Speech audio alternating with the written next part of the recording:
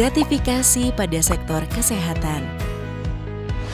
Bicara tentang gratifikasi, ternyata permasalahan ini dapat terjadi di berbagai sektor, seperti sektor kesehatan. Gratifikasi mungkin terjadi ketika seseorang atau pihak yang memiliki konflik kepentingan mencoba memengaruhi tenaga kesehatan melalui berbagai bentuk pemberian. Namun, tidak semua pemberian kepada tenaga kesehatan dilarang. Tenaga kesehatan diperbolehkan menerima pemberian sponsorship untuk meningkatkan kapabilitas dan pengetahuan yang tentunya dapat dipertanggungjawabkan secara transparan, akuntabel, sesuai ketentuan yang berlaku dan tidak terdapat konflik kepentingan. Lalu, bagaimana mekanisme penerimaan sponsorship tersebut? Sponsorship dapat diberikan kepada tenaga kesehatan, institusi, organisasi fasilitas pelayanan kesehatan, dan atau organisasi profesi sebagai penyelenggara jika memenuhi prinsip berikut ini. 1. Tidak memengaruhi independensi dalam pemberian pelayanan kesehatan. 2. Tidak dalam bentuk uang atau setara uang.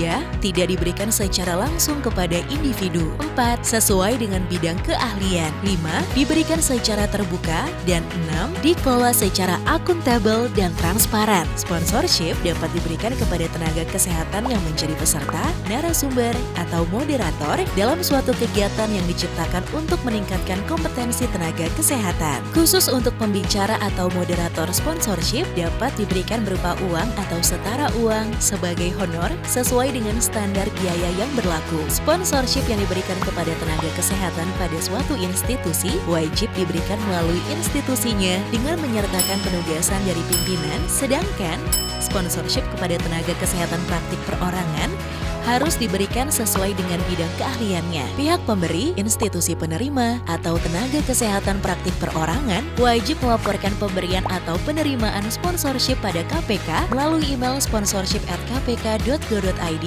dan kepada Kementerian Kesehatan melalui sponsorship@kemkes.go.id dalam waktu 30 hari kerja setelah pemberi atau penerima sponsorship. Sedangkan pemberi sponsorship harus melaporkan kepada KPK dalam bentuk rekapitulasi pemberian sponsorship selama periode 1 bulan berjalan, paling lambat tanggal 10 bulan berikutnya. Kalau ada pelanggaran, mereka akan mendapatkan sanksi administratif berupa teguran lisan, teguran tertulis, atau bahkan pencabutan izin.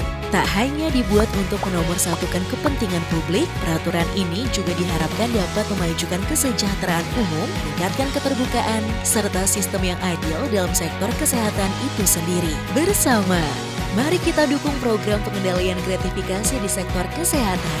Untuk melaporkan gratifikasi, klik goal.kpk.go.id, klik gratifikasi.kpk.go.id untuk info lengkap soal gratifikasi.